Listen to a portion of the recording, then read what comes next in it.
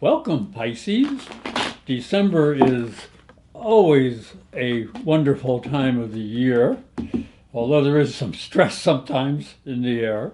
But it should be a really good time because there is a stellium in the sign of Sagittarius, Venus, Mars, and the Sun. There is also Saturn and Neptune going direct in your sign, and they'll soon be leaving your sign for good. You might like that a lot, actually. And then Jupiter is in Cancer going retrograde, but that is trine your sign. And then we have Uranus, which is sextile your sign, which is nice. It's really good. And that'll be in Taurus for a little while before going into Gemini for 84. For the next 84 years, it won't be back to bother you. And we're going to look first at the tarot and what it has for you for the month.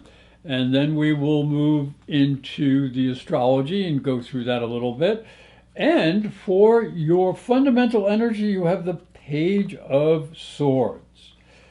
See, this guy has this very sharp sword, and he's got his little roll of paper here, so his document, so he's going to be studying, he's going to be learning something new. And the opportunity is the Tower. So if there's something you want to end, this is the time to do it.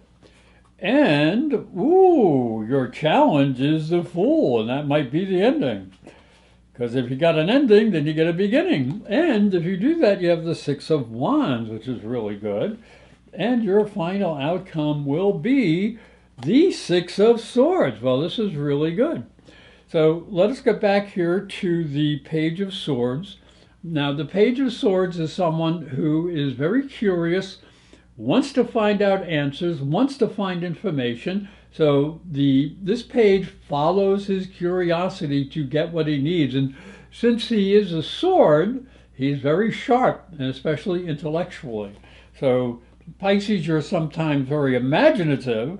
Maybe this is the time to step a little bit back from your imagination and be a little bit more practical, and then you can blend the two together. And your opportunity is the Tower.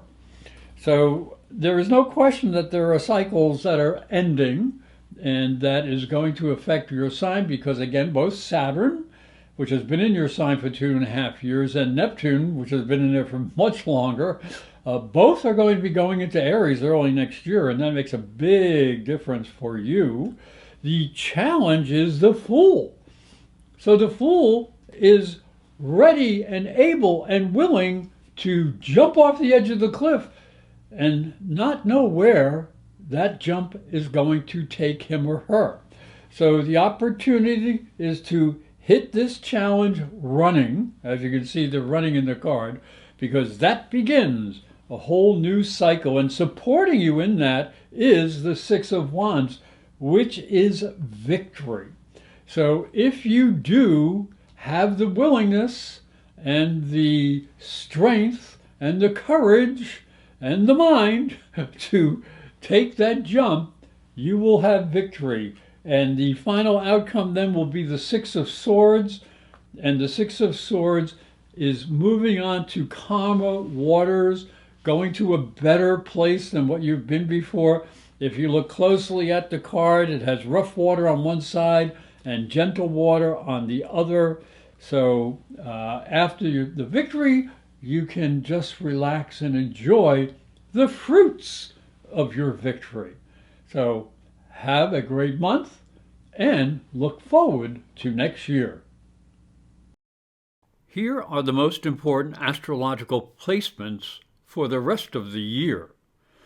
I will describe their energy for your sun and ascending sign, and in a moment, more deeply in your own chart. The first 3 weeks of the month have a happy stellium in Sagittarius, which can brighten everyone's day.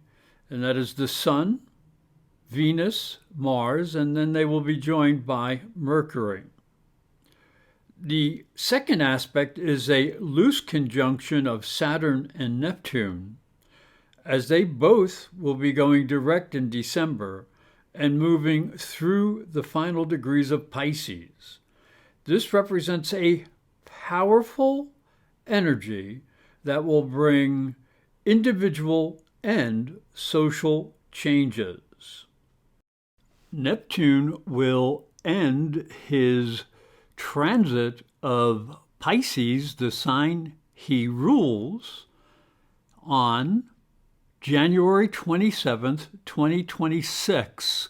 And this is the last time he will be in that sign in this lifetime. And he will then enter Aries. Saturn will enter Aries on February 15th, and that'll be the completion of a 30-year cycle. So this is a beginning of a whole new spiritual and material era.